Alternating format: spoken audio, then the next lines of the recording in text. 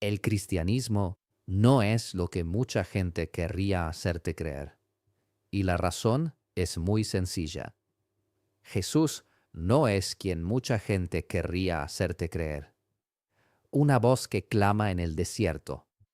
Durante 2000 años, todo el mundo ha intentado utilizar la figura de Jesús y reclamarla para su propia causa, para su propia identidad. Y muchos de nosotros llevamos en la mente una idea del cristianismo que refleja una idea profundamente equivocada de quién fue Jesús en realidad.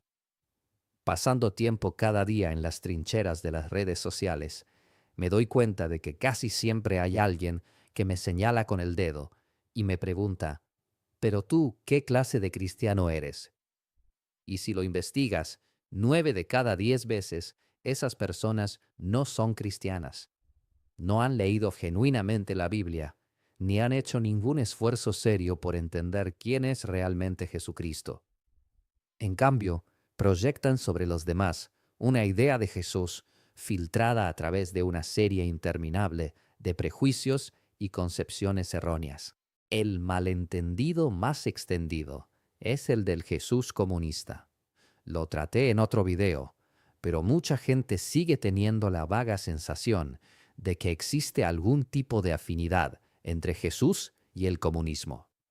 He argumentado extensamente en contra de esto en otros lugares, y también lo trato en mi próximo libro, porque es absolutamente central, y sin embargo, debería ser evidente para cualquiera que haya leído aunque sea un solo pasaje del Evangelio que Jesús no podía haber sido comunista, no solo por razones históricas, sino porque la esencia misma de quién es y de lo que enseñó es la antítesis precisa de la identidad que está en la base del comunismo. Ahora bien, este malentendido se proyecta sobre los demás de una manera particular. Imagina que el cristiano está llamado a una especie de pobreza forzada, o que al menos debe desactivarse. No debe tener una presencia personal demasiado fuerte. Debe conformarse con la masa. Es decir, cada vez que un cristiano se niega a conformarse con la ideología dominante, alguien dice, ¿qué clase de cristiano eres? Pero Jesús es exactamente lo contrario. Jesús es quien nos mostró el camino que los demás no pueden comprender, el camino del inconformismo. El verdadero inconformismo es el inconformismo cristiano. No se conforma con las ideologías del momento, esas ideologías siempre cambiantes, que hacen que sus seguidores se sientan inteligentes y crean un clima en el que otros que se unen a ellas también se sienten inteligentes. El cristianismo es exactamente lo contrario. El cristianismo es responsabilidad individual. Luego está el Jesús pacifista. En la mente de quienes acusan a los cristianos de ser falsos cristianos, el cristianismo es un fenómeno pacifista. Ahora bien, quiero ser muy claro al respecto. Lo digo repetidamente, nunca seré un belicista. Sufro incluso cuando se bombardea a los criminales del régimen teocrático iraní. Sufro incluso cuando matan a terroristas. No me produce ningún placer. Así que no soy un belicista. Y la guerra no está en mi naturaleza, no está en mi visión de la vida. Está muy lejos de quien soy. Soy poeta.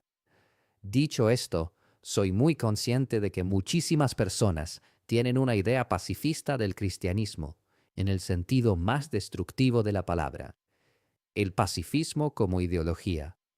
Cuando una palabra se convierte en ideología, su alma queda irreconociblemente distorsionada. Y el pacifismo, como ideología, se convierte en la idea de que debemos renunciar a cualquier forma de autodefensa, a cualquier forma de respuesta al ataque. Y aquí encontramos una ignorancia total del Evangelio. Siempre te lo echan en cara, pero Jesús dijo que pusieras la otra mejilla. Sí, pero siempre señalo que tenemos dos mejillas, no un número infinito. Dos mejillas. Así que Jesús nos pide que soportemos en la medida en que nuestro cuerpo sea capaz de soportar, Y ese es un límite físico. Podemos aguantarlo una vez, podemos aguantarlo 2 veces. A la tercera ya no tenemos la capacidad de aguantar. Y de hecho, este pacifismo, esta total ausencia de acción o reacción, sencillamente no está en el Evangelio. Piensa en lo que Jesús hace con los mercaderes en el templo. Entra y los expulsa con un látigo. Coge un látigo. ¿El Jesús pacifista? No. Jesús reaccionó con una fuerza tremenda ante la profanación del templo. Y este es un tema central. También lo son las palabras que usa contra los fariseos. ¡Ay de vosotros, hipócritas! Eso no es precisamente lo que ahora llaman lenguaje no violento. Es directo, es contundente, lleva acusaciones serias. Hoy dirían que estaba sembrando odio, porque cada vez que critico algo, aunque sea de forma moderada, me dicen que estoy sembrando odio. Vivimos en una sociedad que ha perdido completamente la capacidad de entender el mal, el conflicto y la diferencia. Cada vez que alguien no está de acuerdo con alguien, se le acusa de sembrar odio, como si el desacuerdo en sí mismo fuera odio. Pero esto nos dice mucho sobre cómo piensa el mundo hoy. El mundo hoy cree que quien no piensa como tú, quien no es exactamente como tú, debe ser odiado. Proyectan esta dinámica sobre ti porque la llevan dentro de sí mismos. Jesús sembrando odio. Las palabras que usa son despiadadas. ¿Qué dice de los que escandalizan a los pequeños? Dice que más les valdría que les ataran una piedra de molino al cuello y los arrojaran al mar. Ese es el lenguaje de un pacifista, el lenguaje de la neutralidad emocional cuidadosa y la empatía sin límites. No. Así que, si no sabemos lo que Jesús hizo realmente, lo imaginamos como un pacifista, y entonces imaginamos que los cristianos deben ser todos, en esencia, castrados. Y si no lo son, decimos, ¿qué clase de cristiano eres? El cristianismo no es lo que nos han contado. Hay también otra idea que subyace a todo esto, que Jesús fue, a fin de cuentas, un profeta, un hombre sabio, alguien con un mensaje que transmitir. ¿A quién le resulta atractiva esta idea? A los musulmanes, entre otros. Para ellos Jesús no era divino. Siguen la lógica que Juan en sus cartas define como la lógica del anticristo, porque niegan la divinidad de Cristo y lo reducen a la condición de profeta, lo cual, dicho sea de paso, él nunca reclamó para sí mismo.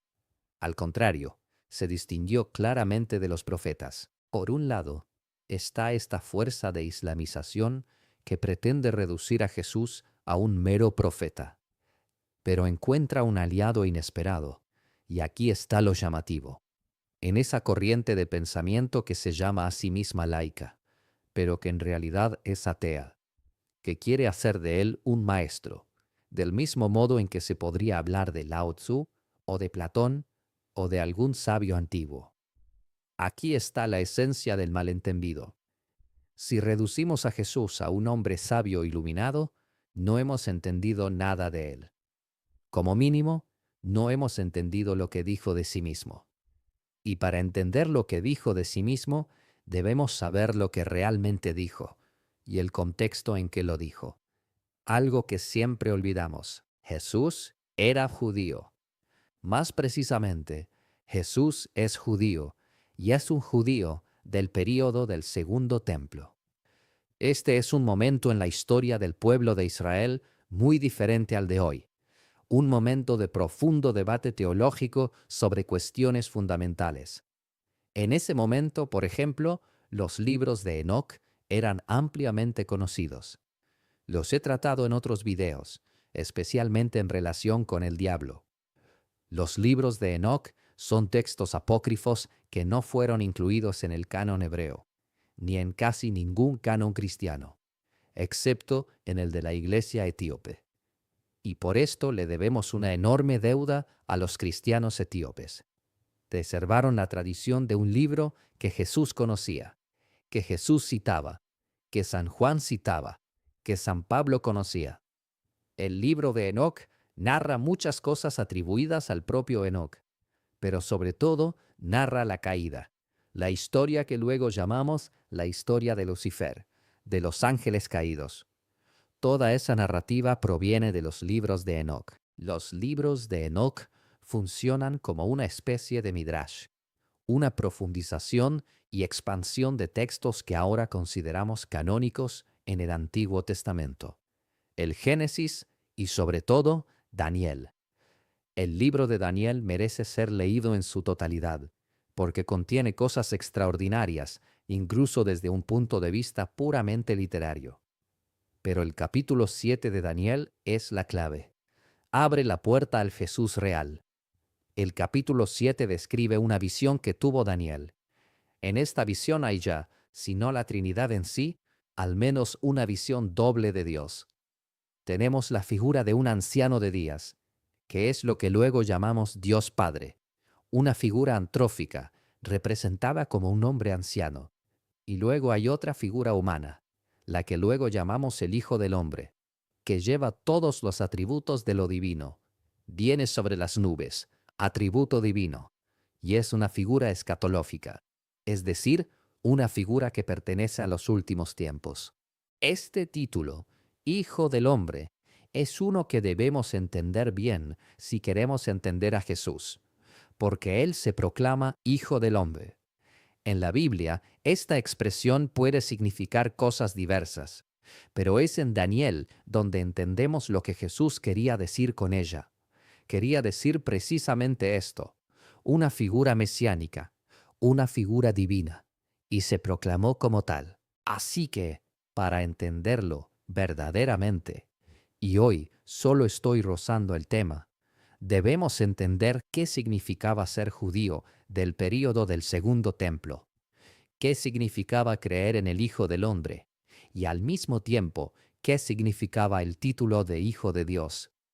Y aquí hay algo provocador, aunque en realidad es una afirmación más fuerte de lo que parece. Cuando Jesús se llama a sí mismo Hijo del Hombre, es en muchos sentidos una afirmación de divinidad más poderosa que cuando se llama Hijo de Dios, porque la expresión Hijo de Dios pertenecía a los Mesías, a los ungidos. El propio David fue llamado Hijo de Dios. Era en cierto sentido un título honorífico. Jesús reúne en sí mismo ambas figuras. El Hijo del Hombre, que es necesariamente una figura divina y presupone la Trinidad, puesto que el Padre y el Hijo están ya presentes en cierto sentido. Y el Hijo de Dios, la figura del Mesías, incluido un Mesías político. Porque eso es lo que una gran parte del pueblo de Israel esperaba, un Mesías político. Incluso hoy, los judíos que esperan al Mesías esperan a uno que sea concreto, real, un gobernante, una figura política. Jesús dijo de sí mismo que era ambas cosas. Y si profundizamos en lo que significan estas dos figuras y en cómo al combinarlas se llega a una figura profundamente divina, y se entiende lo que llamamos el Hijo, la segunda persona de la Trinidad, solo podemos llegar a esa comprensión por este camino. Así que, cuando nos dicen que los cristianos no somos buenos cristianos, lo hacen sobre la base de una ignorancia total de ese contexto, de lo que Jesús dijo de sí mismo. E incluso a un nivel más superficial, lo dicen en una completa ausencia de conocimiento de los textos sagrados. Así que, cuando alguien te hable de Jesús, asegúrate siempre de que conozca al menos los textos, los evangelios canónicos, y quizás también los apócrifos, que a veces dicen cosas contradictorias, pero que incluso en sus contradicciones nos señalan una vía para comprender esa figura. Sobre todo, los evangelios gnósticos nos cuentan cosas que en cierto modo son divergentes, aunque ellas mismas son fácilmente contextualizables dentro de una agenda particular. Los gnósticos fueron de los primeros en intentar reclamar la figura de Jesús para sus propios fines ideológicos, para doblegarlo a su visión del mundo. Muy bien, me detengo aquí porque me he extendido bastante. Como siempre, os invito a suscribiros al canal. Todo esto estará en el libro en el que estoy trabajando actualmente, que saldrá pronto. Dale like al vídeo si quieres, compártelo y como siempre, que Dios nos bendiga a todos.